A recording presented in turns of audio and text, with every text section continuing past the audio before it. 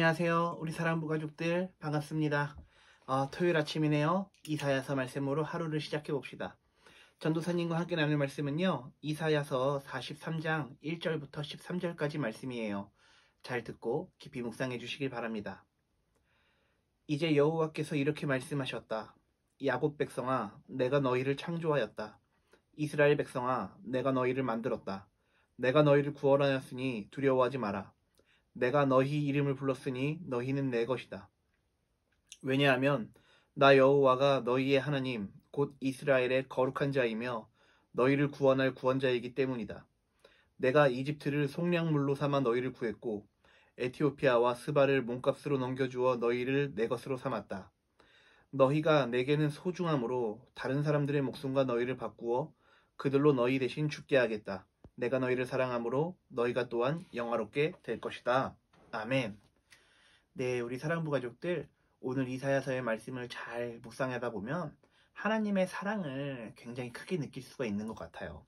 특별히 이집트, 애굽에서 우리가 모세를 리더 삼아 이 하나님께서 인도하셔서 이 홍해를 건너고 가나안 땅에 정착하게 되는 내용들을 우리가 알고 있잖아요.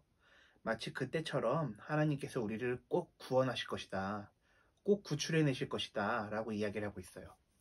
어떤 상황이길래 하나님께서 이렇게 이스라엘 사람들을 구출하시기를 원하실까요? 이 이사야서가 쓰여졌을 당시에는 바빌론이라는 제국에 의해서 이 노예화되고 있었어요. 바빌론이라는 큰 나라가 이스라엘 사람들을 침략해서 그 사람들을 노예로 부리고 이런 상황이었거든요. 그 가운데서 마치 예전에 이스라엘 사람들이 이집트에서 구출된 것처럼 오늘 바빌론에 남아있는 너희 이스라엘 사람들도 내가 구원해낼 것이다 라고 하는 하나님 말씀이죠. 앞쪽에 있는 구절부터 전도사님이 다시 한번 읽어볼게요. 이제 여호와께서 이렇게 말씀하셨다. 야곱 백성아, 내가 너희를 창조하였다. 이스라엘 백성아, 내가 너희를 만들었다.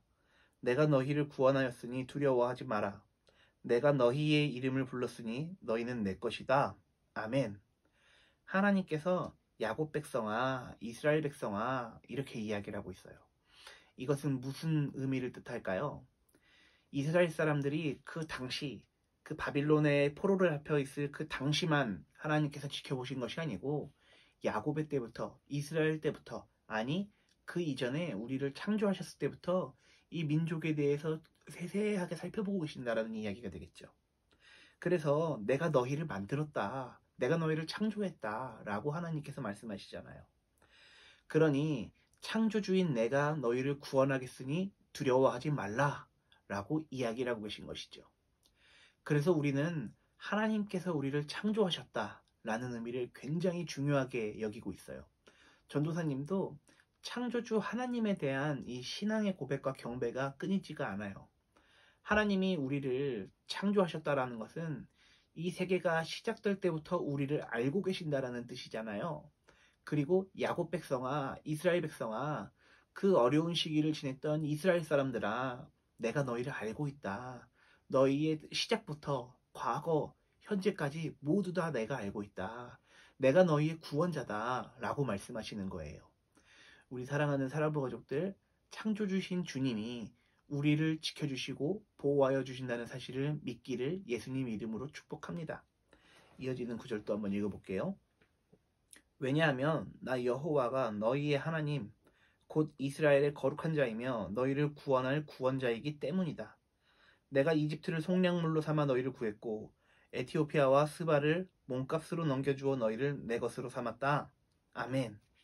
하나님께서 나 여호와 하나님이 이스라엘의 거룩한 자다. 그리고 내가 너희를 구원할 것이다. 다시 한번 이렇게 이야기를 하고 계시는 것이죠.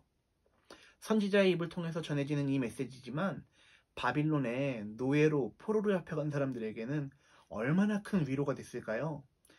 언제 끝날지도 모르는 노예와 포로의 생활이 이제 이런 메시지가 들려지게 됨으로써 이제 조만간 곧 끝나겠구나. 하나님이 우리를 구원하시겠구나. 이런 희망을 품게 되잖아요. 그렇게 되니 어때요? 마치 사도 바울이 감옥에 갇혀 있을 때처럼 포로 생활을 했던 이 노예들도 이스라엘 사람들도 찬송을 할 수 있게 되겠죠. 하나님께서는 어떤 어려운 상황 가운데 놓이게 하시고 거기서 이 구출해내시고 이것도 물론 중요하지만 그 어려운 상황 가운데서도 하나님을 찬양하고 찬송하는 사람들을 찾고 계신다라는 사실입니다. 우리 사랑부 가족들도 언제나 어려움과 고난 가운데 불평과 불만이 아니라 그 상황 가운데서도 우리를 지켜주시고 보호해 주시고 구원해 주실 주님을 찬양하는 그런 신실한 주님의 자녀들이 다 될 수 있기를 예수님 이름으로 축복합니다. 마지막 구절 또 읽어볼게요. 너희가 내게는 소중함으로 다른 사람들의 목숨과 너희를 바꾸어 그들로 너희를 대신 죽게 하겠다. 내가 너희를 사랑하므로 너희가 또한 영화롭게 될 것이다. 아멘. 하나님께서 이스라엘 사람들의 목숨과 다른 사람의 목숨을 바꾸겠다. 왜? 내가 이스라엘 사람들을 사랑하기 때문이다. 이렇게 고백을 하시고, 이렇게 고백을 하는 모습을 이 선지자를 통해서 우리가 알 수가 있어요. 선지자들의 말을 통해서. 그런데 우리가 조금 더 길게 생각해 보시죠. 신약에 넘어가면 복음서가 나오잖아요. 거기서 예수님이 등장하시잖아요. 그리고 예수님이 우리를 위해서 이스라엘 사람들뿐만 아니라 모든 열방에 있는 사람들을 위해서 대신 죽으시고 부활하셨잖아요. 그래서 우리는 하나님 나라로 갈 수 있는 희망이 생겼잖아요. 하나님께서는 이 선지자의 입을 통해서 지금 당장 이스라엘 사람들의 어려운 가운데서도 도움을 주시겠지만 장차 오실 예수 그리스도의 사역에 대해서 언지를 하고 계시는 것 같은 느낌이 많이 들어요. 그래서 이 이사야 선지자가 이야기한 이 내용은 그 당시 이스라엘 사람들의 어려운 상황 가운데서도 희망을 주지만 오늘을 살아가고 있는 우리를 향해서도 예수 그리스도가 오실 것이다 라는 희망을 다시 한번 알려주고 있는 것 같아요. 참 이사야 선지자가 이 글을 참 잘 써내려간 것 같고 이 당시의 사람들에게 참 희망을 잘 전달해줬던 것 같아요. 정리하면 오늘 하나님께서는 이스라엘 사람들을 구원하셨듯이 창조할 때부터 야곱의 때부터 이스라엘이 되기까지 하나님께서 늘 보호하고 계셨으며 그때까지도 이스라엘 사람들을 끊임없이 놓치지 않고 사랑하고 계셨으며 오늘에 오기까지도 우리 모든 예수를 믿는 사람들, 하나님을 경외하는 사람들을 지켜주시고 보호하실 거라는 확신의 참 말씀을 이사야를 통해서 이야기를 하고 있는 것입니다. 우리 사랑하는 사랑부 가족들, 하나님의 이 사랑에 하나님의 이 놀라우신 경륜의 역사에 함께 참여하셔서 하나님 나라를 같이 꿈꿀 수 있는 저와 모두가 다 될 수 있기를 예수님 이름으로 축복합니다. 예, 전도사님이 기도하도록 하죠. 기도손, 기도눈. 하나님 그렇습니다. 창조주이신 주님께서 이스라엘의 온 역사를 통해서 섭리로 함께 하셨던 것처럼 오늘날 우리에게도 경륜으로 참여하신다는 것을 잘 알고 있습니다. 그것을 믿는 우리들이 날마다 희망에 차서 복음을 노래하게 하시고 무엇보다도 하나님을 더욱더 굳세게 잘 믿고 주님 따라 사는 삶 살아가게 하여 주시옵소서. 감사합니다. 찬양합니다. 사랑합니다. 예수님 이름으로 축복하며 기도했습니다. 아멘. 네, 우리 사랑부 가족들, 오늘 이사야서의 말씀처럼 하나님을 잘 믿고 하나님을 더욱더 사랑할 수 있는 저와 모두가 될 수 있기를 주님 이름으로 축복합니다.